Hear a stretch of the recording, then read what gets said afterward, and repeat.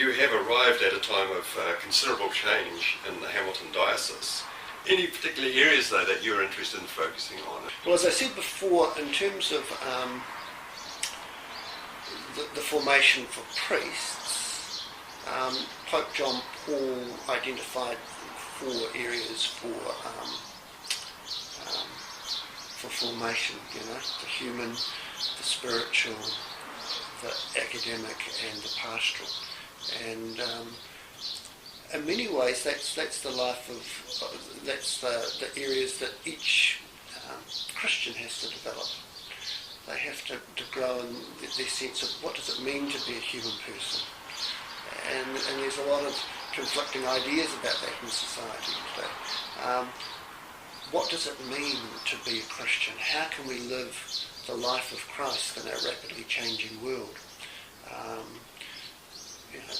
Who do we believe? The academic formation. How can we form the people, the Christian, the Catholic message, in a way that, how can we form the people in a way that makes sense in the paradoxes of our modern society in our technological and communicative age, and the pastoral sense. How can we as the Catholic community be that living presence of Christ in the world today? And that's true not only for the laity, but it's true for the priests, and it's true for me as the bishop as well. So I think those sort of 4 pillars of formation for the priest are good pillars of formation, and for everybody. And it's certainly that's the way when I'm talking to the priests, those are the sorts of areas I'm asking them questions about to get their feedback.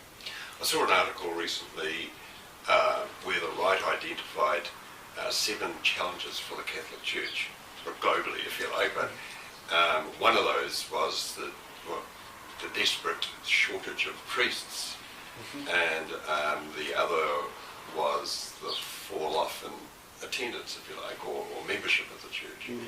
Have you any thoughts on that aspect there?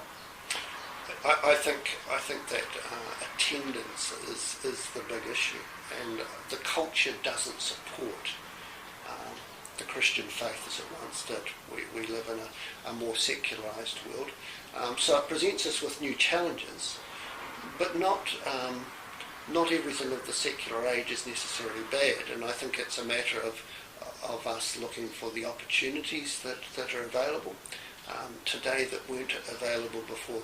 But certainly my number one concern would be having more families at Mass, having more young people at Mass.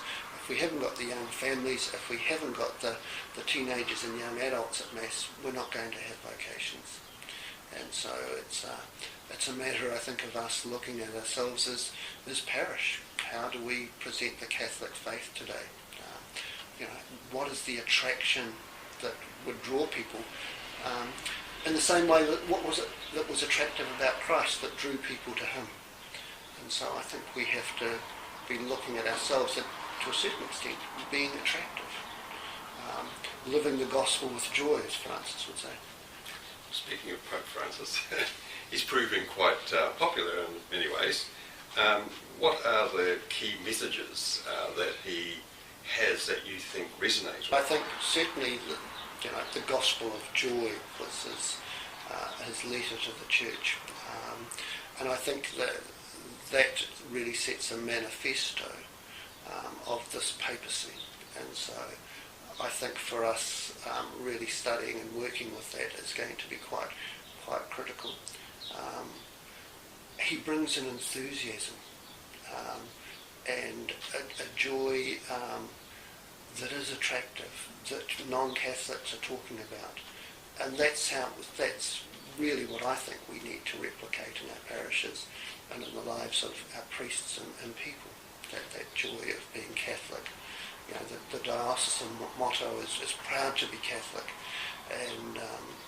and that should be seen in us.